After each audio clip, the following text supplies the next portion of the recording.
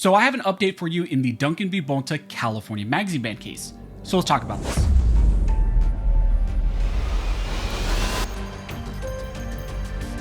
But real quick before we jump into this video, if you think California's magazine ban is clearly unconstitutional, go ahead and hit that like button and subscribe.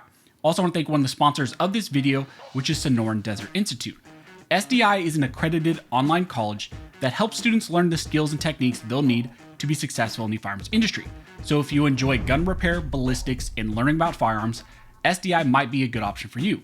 To find out more about SDI, you can visit the website linked down below, and thank you again to SDI for sponsoring this video. Also, I want to mention that we have channel merch available. I will leave a link to it down below. We have a variety of shirts and different designs, and we recently just got some channel patches. This is the Text, History, and Tradition patch. So again, if you want to support the channel and pick up some cool merch and some patches, you can use the link down below. So like I said in the intro, in this video, I have an update for you on the California magazine ban case called Duncan v. Bonta. This is one of those cases that I get asked about pretty much daily.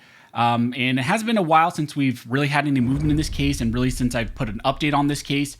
And yesterday, essentially last night after 5 o'clock, there was a docket entry from Judge Benitez, and this led to a slew of messages in my Instagram DMs on comments. And so a lot of you guys were asking me what is going on with these docket entries that Judge Benitez just issued. Judge Benitez just entered a couple orders mooting various requests that were submitted by the state of California. Now on their face, these docket entries may not seem like anything significant, but when you look at what these are actually doing, it may lead to something very critical in this case. And these recent orders from Judge Benitez may signal that the Duncan decision is in fact coming very soon.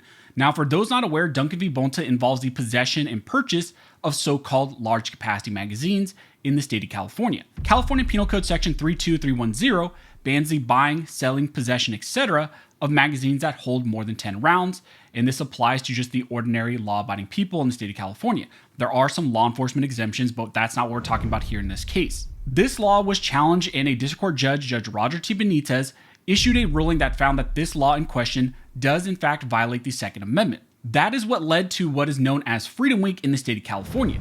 During that week period of time, tens of millions of magazines were purchased and brought into the state of California by gun owners. Now, for those people who purchased magazines during Freedom Week, Judge Benitez then issued further protection saying that you could maintain possession of those magazines without fear of prosecution from the California Department of Justice and all other law enforcement agencies. That original preliminary injunction protection is still in place and is critical for the two orders that Judge Benitez just entered, mooting the state of California's request for reconsideration of some of those orders. Now, after the state of California lost originally, they decided to appeal that decision up to the Ninth Circuit. Now, eventually, the Duncan case was then sent all the way back down to Judge Benitez for him to reconsider in light of Bruin. Now, here is where things get important for what just happened in the docket entries in this case. Once Judge Benitez got control of the Duncan case once again, he decided to continue the original preliminary injunction protection that ultimately led to the Freedom Week magazines being in our possession, and he extended the protections for those pre-ban and also Freedom Week magazines. So it was very important for Judge Benitez to do that because he wanted to ensure that magazines purchased during that Freedom Week period ultimately wouldn't lead to people becoming felons if he removed that protection. So he wanted to leave that protection in place for pre-ban and then also Freedom Week magazines while this case was making its way through the process. Well, California did not like that extension of those protections on the Freedom Week magazines, so they filed a motion for Judge Benitez to reconsider his order extending those protections. They also challenged the timelines that Benitez originally set in that original mandate and the extension of the preliminary injunction. They requested additional time and extensions so that they could come up with history professors and other evidence that would ultimately support their magazine ban in the state. So right when the case was remanded back down to Judge Benitez, he issued the injunction extension and also set some dates. California opposed those, and those have been essentially lingering in the background while this case has made its way through the process and has proceeded forward. Well, recently, just last night after 5 o'clock, which is very Judge Benitez, he likes to do docket entries and decisions after 5 o'clock, we saw some docket entries and some orders from Judge Benitez. Now, these orders read that minute order issued by the Honorable Roger T. Benitez, finding as moot 113, the ex parte motion to shorten time on motion for reconsideration by Javier Becerra.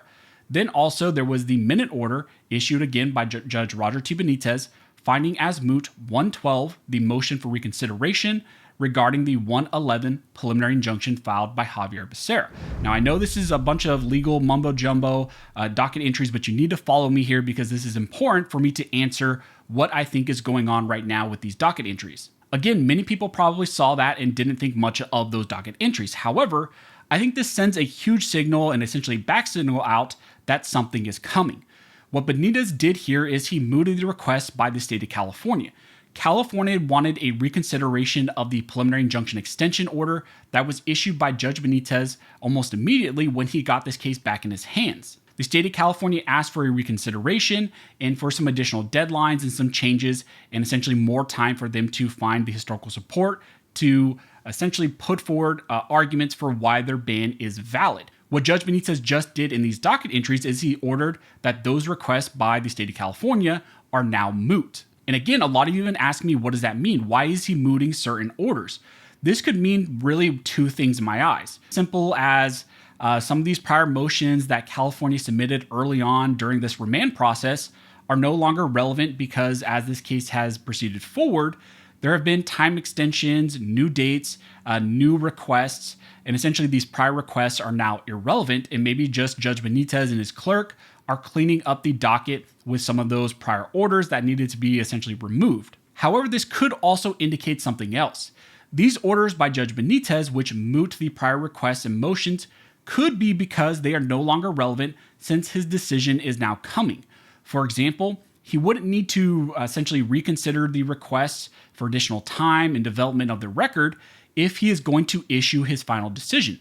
In the same way, he wouldn't need to reconsider the extension of his Freedom Week protections if his final decision is coming very soon. Also, the Federal Rule 60B that he used to moot has to do with the relief from a judgment and order of the court. Essentially, Judge Benitez, through this new filing, told California that they no longer need to worry about the order that is spreading the mandate of the Ninth Circuit and continuing the preliminary injunction protections and all those scheduling orders that are included in that. And so through this docket entry, he's saying, don't worry about those prior orders. Now, the question is, and the big question is, whether or not that's because a decision is coming. So I know a lot of people who follow this case had their ears perk up almost immediately when they saw this. I won't say 100% this means that a decision is coming this week or really anytime soon. It could be, again, that this is just a cleanup order, but it could also indicate, depending on what specifically he's saying in that order, it could be that he is issuing a decision. However, I will say it's probably wise for you to keep your eyes on this case, Duncan, kind of during the rest of this week. Prepare just in case. I'm not saying go crazy, but go online, look at websites, determine those websites that were really good during Freedom Week that did in fact ship magazines. Again, we don't know what any order would look like. That was just simply speculation. There's no way we can say exactly what Judge Benitez is going to do.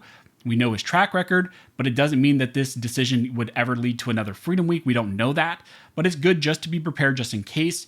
I will tell you that even me, myself, I decided to, when I saw this, prepare just in case, went online, updated some of these shopping carts for Gun Mag Warehouse and PSA because those were really good websites during the first Freedom Week, I believe.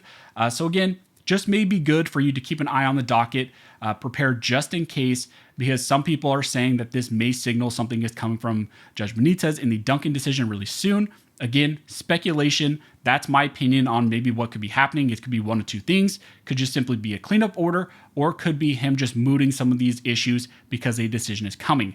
And we will have to wait and see which one of those it is. But if I get any more information, I will let you all know. Also, if you like this video and you would like to support the channel, one of the best ways to do that is to like, comment, and subscribe. All those things help to fuel the algorithm, and it signals to YouTube that you guys see value in these videos and in this type of two-way news. As always, I want to thank everybody who likes, comments, subscribes, who hits the notification bell, who shares these videos. You guys are directly impacting these videos, impacting this channel, and helping me to reach and educate more people than I could ever do on my own. So as always, thank you all for watching. Don't forget to like and subscribe. And never forget, this nation was built by armed scholars, and this nation will be maintained by armed scholars.